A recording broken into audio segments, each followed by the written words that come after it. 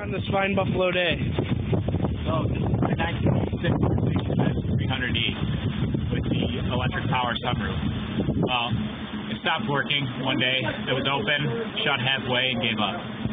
So I started researching and found out that it's one of the worst fixes on a Mercedes. And when it goes really bad.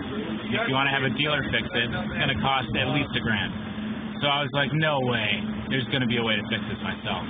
And then I looked into it a little more, found out it's really easy. All you got to do is rip it out forcibly. Get a welder and a grinder, put it back together.